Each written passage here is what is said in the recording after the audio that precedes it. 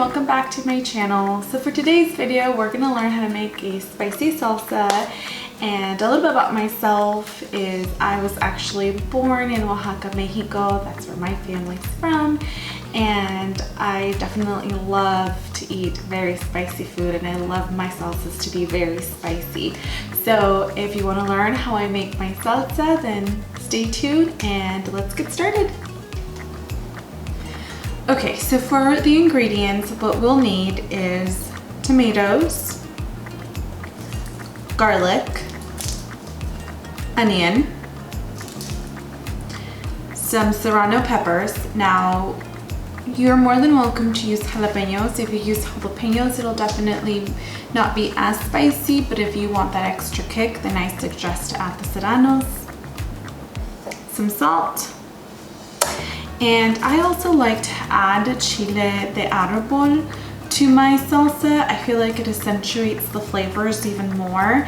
It does give it a little bit more of a spice to it as well. These are optional. You don't have to add them. If you just add with the serranos, your salsa will still taste really good.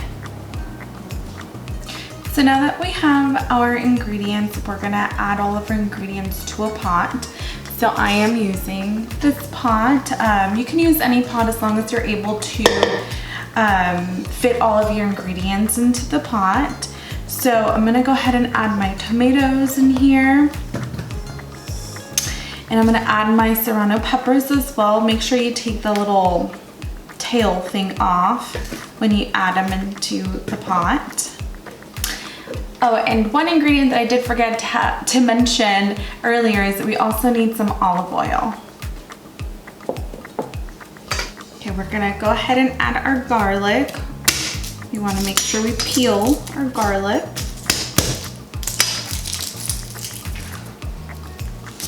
Now we're gonna cut our onion.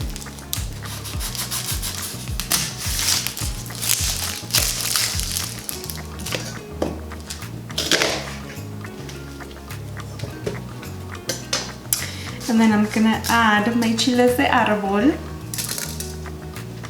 I'm gonna add my olive oil to the pot.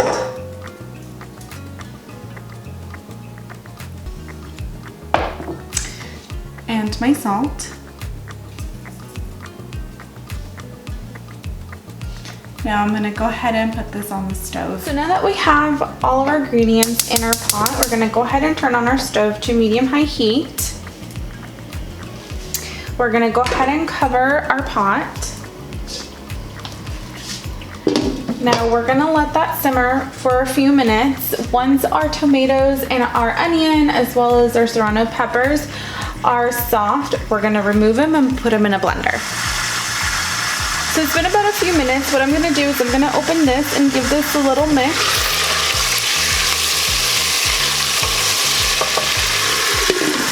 And I do that so all of the sides get evenly cooked. And just be careful because with the olive oil, it does tend to jump. And also, your house will smell a little spicy, but it smells good. Alright, so after 15 minutes, our tomatoes and our Serrano pepper should be all done.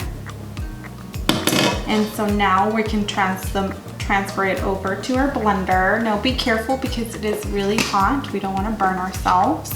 And also be careful with the steam, just because if it just goes right into your face, you'll start coughing because of how spicy it is. And now, so when I say the consistency of the tomatoes, we want to make sure that they look almost like a roasted tomato. So it looks a little wrinkly, and that's when you know it'll be done. And like I said, it took me about 15 minutes for it to get to the consistency that I like it. All right, so we're gonna go ahead and cover our blender. Now, I'm using, again, a pretty cheap blender. I found this on Amazon years ago at this point for like $10.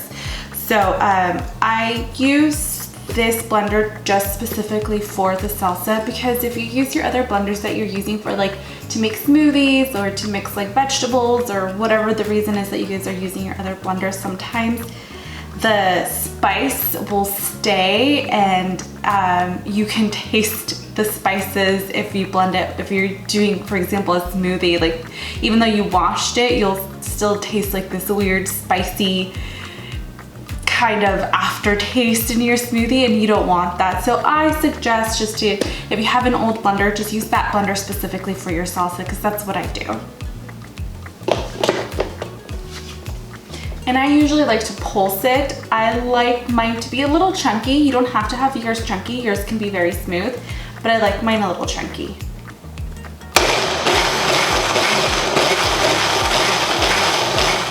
All right, so now I'm gonna pour my salsa into this bowl. It smells really good, and it's very spicy as well. And when you make salsa, you want to make sure, obviously, like if it's just for you and if you like it very spicy, then go for it. Do what I do. I add like 7 serranos and like 2 tomatoes. But if you're having company over, I usually like to add more tomatoes and a few serranos. So I would probably do like 4 tomatoes and maybe 2 serranos and 2 jalapenos, to kind of balance things off so it's not too spicy.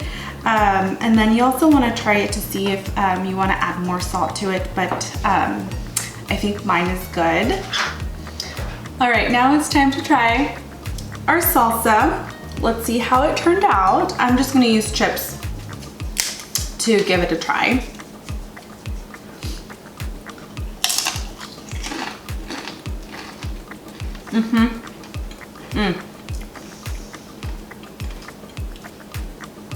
Just roasting the tomatoes, roasting the jalapenos or the serrano peppers in the pan with a little bit of olive oil.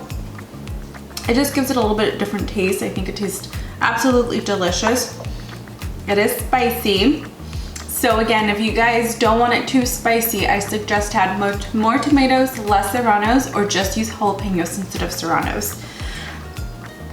But this is perfect for you to add to if you're having a Taco Tuesday, or if you just want some chips and salsa. It's an absolutely delicious salsa.